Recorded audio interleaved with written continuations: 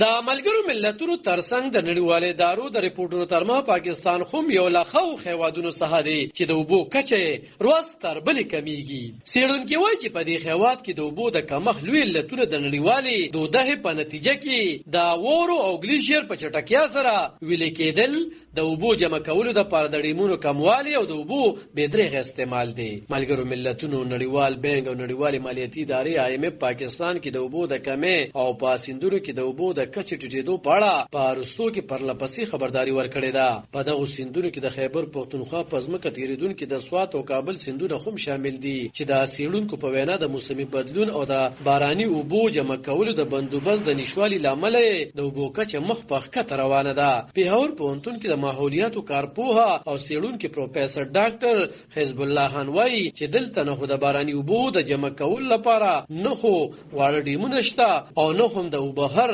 لپاره نهرونو ته اوبه ترلاسه کېږي. د هغه په خبره اوس په ژمي کې خو داسې باران وشي ته به وې چې په شکال دی او هغه اوبه دومره تیزې وي چې د ځمکې سر د پاسه تېرې شي او ریچارج ونشي. دا اوبه موږ ځکه نشو ریسارولی چې واړه ډیمونه نشته او سمندر ته لاړې شي. ډاکټر حزب الله وایي د پښتونخوا د سیندونو صورتحال دې وخت کې وګورو نو د کروندې دپاره اوبه نه وي او کم نهرونه چې د اوبهر دپاره راغلي نو هغې ته اوبه نه ترلاسه کېږي. په کال 2021 کې د اوبو د وسایلو مرکزي وزارت د پاکستان سرټ ته په یو رپورټ کې ویلي چې د خیبر پښتونخوا په 15 ضلعو کې په تېرو 10 کالو کې د اوبو کچه 15 فوټه نه تر 15 یا فوټه لاندې تللی ده. د ماحولیاتو ماهرین وایي چې د اوبو خوندي کولو دپاره مهمه ده چې په نړیوالې تودهې د قابو موندلو ترڅنګ د اوبو د بېدریغه استعمال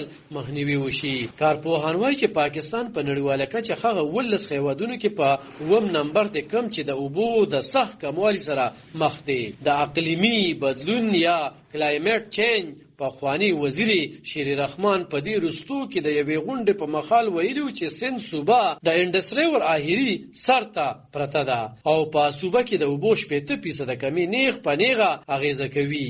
هغه ویلو چې د خیبر پښتونخوا او سند صوبو په سیر د پاکستان بلوچستان سیمه خوم د اوبو د کمی سره مخ ده. په خیبر پښتونخوا کې د ځمکې او اوبو د خوندیتوب ادارې چارواکي وایي چې صوبایي او مرکزی حکومت د اوبو خوندي کولو لپاره د صوبې په کچه یو شمیر پروژیکټ پیل کړی دی. عالم خان شیرپو، دلبر نیوز 400.